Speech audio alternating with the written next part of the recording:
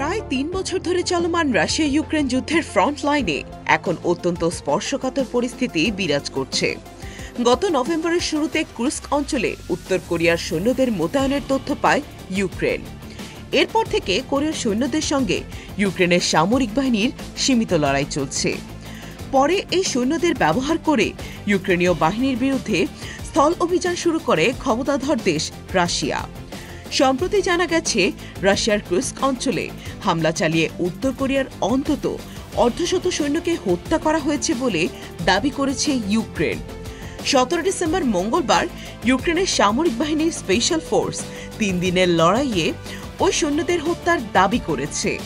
লড়াইয়ে উত্তর কোরিয়ার আরও অন্তত 47 সৈন্য আহত হয়েছে বলে জানিয়েছে ইউক্রেন। কুর্স্কের যুদ্ধক্ষেত্রে সফলভাবে উত্তর কোরিয়ার সৈন্য ও সামরিক সরঞ্জামকে নিশানা করার এফপিভি ড্রোনের ফুটেজ প্রকাশ করেছে ইউক্রেনের স্পেশাল ফোর্স। ইউক্রেনীয় সংবাদ মাধ্যম কিয়েভ ইন্ডিপেন্ডেন্ট বলেছে, গত অগস্টের শুরুর দিকে কুর্স্কের ওব্লাস্টে যুদ্ধরত ইউক্রেনীয় সেনাদের বিরুদ্ধে লড়াইয়ে সহায়তা করার জন্য উত্তর কোরিয়ার 10,000 সৈন্য মোতায়েন করেছে রাশিয়া।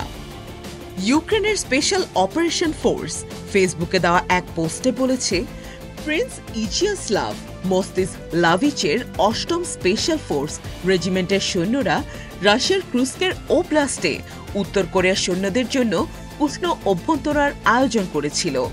এ সময় 2টি সাজোয়া যান, 2টি গাড়ি এবং একটি অল টেরেন গাড়িতে হামলা চালানো হয়। তবে কুর্স্কের উত্তর কোরিয়ার সৈন্যদের লক্ষ্য করে চালানো হামলা ও সৈন্যদের হত্যার ঘটনায় ইউক্রেনের স্পেশাল ফোর্সের দাবির বিষয়টি স্বতন্ত্রভাবে যাচাই করতে পারেনি কিয়েভ ইন্ডিপেন্ডেন্ট। এদিকে ইউক্রেনের সামরিক গোয়েন্দা সংস্থা HUR বলেছে, গত 14 ও 15 ডিসেম্বর ইউক্রেনীয় বাহিনীর হামলায় উত্তর কোরিয়ার 30 সৈন্য হতাহত হয়েছেন। যুদ্ধক্ষেত্রে উত্তর কোরীয় সৈন্যদের হতাহতের ঘটনা রাশিয়া আড়াল করার চেষ্টা করছে বলে জানিয়েছে ইউক্রেনের প্রেসিডেন্ট ভ্লাদিমির জেলেনস্কি।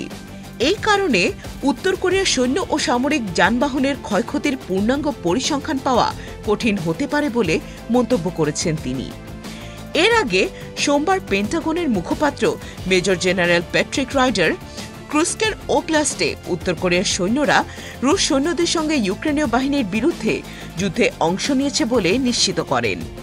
এই যুদ্ধে প্রথমবারের মতো উত্তর কোরিয়ার সৈন্যরা হতাহত হয়েছেন বলে জানিয়েছেন তিনি।